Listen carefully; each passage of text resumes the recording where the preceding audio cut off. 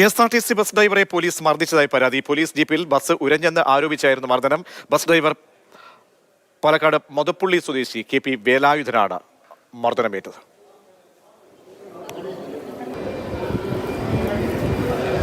ഷിനോജ് ചേരുന്നുണ്ട്. ഷിനോജ്, പോലീസ് വാഹനത്തിൽ ഉരഞ്ഞു എന്ന് പറഞ്ഞതുകൊണ്ടാണോ മർദ്ദനം ഉണ്ടായത്? ആരാണ് മർദ്ദിച്ചത്? മർദ്ദനമേറ്റ ഡ്രൈവറുടെ ആരോഗ്യസ്ഥിതി പിന്നീട് പരാതിയൊക്കെ കൊടുത്തോ? പ്രതീക്ഷ ഇന്ന് രാവിലെ 11:45 ഈ സംഭവം ഉണ്ടാകുന്നത്. മൂന്നാറിൽ നിന്ന് ആലപ്പുഴയിലേക്ക് വരികയായിരുന്ന KSRTC ബസ്, ആ ബസ്സിൻ്റെ ഡ്രൈവറായിരുന്നു ഈ പാലക്കാട് മധുപ്പള്ളി സ്വദേശിയായിട്ടുള്ള വേലായുധൻ.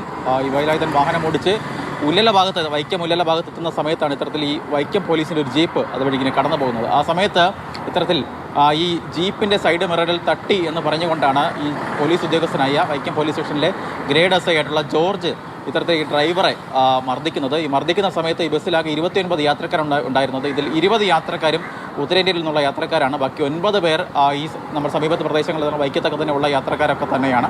എന്തായാലും നിലവിലിപ്പോൾ വൈക്കം താലൂക്ക് ആശുപത്രിയിൽ ചികിത്സയിൽ കഴിയുകയാണ് ഈ KP വേലായുധൻ എന്ന് പറയുന്ന ബസ്സിലെ ഡ്രൈവർ എന്ന് പറയുന്നത്.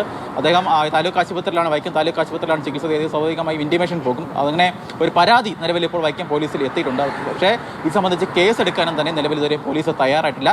സാക്ഷി പറയാൻ നമ്മൾ സംസാരിക്കുന്ന സമയത്ത് തന്നെ ഈ ബസ്സിലുണ്ടായ യാത്രക്കാരൊക്കെ തന്നെ ഇത്തരത്തിലൊരു സംഭവം ഉണ്ടായി മർദ്ദിക്കുന്നത് പോലീസ് ഉദ്യോഗസ്ഥൻ ഇത്തരത്തിൽ ഈ ഡ്രൈവറെ മർദ്ദിക്കുന്നത് ഞങ്ങൾ കണ്ടു എന്ന് പറയാനൊക്കെ തന്നെ യാത്രക്കാർ തയ്യാറാണ്. പക്ഷേ സാക്ഷി പറയാനൊന്നും തന്നെ ഇത് യാത്രക്കാരാണെന്ന് ഇതുവരെയും തയ്യാറായിട്ടില്ല. ശരി, ഷിനോജിസ്റ്റാണ് വിവരങ്ങൾ നൽകിയത്.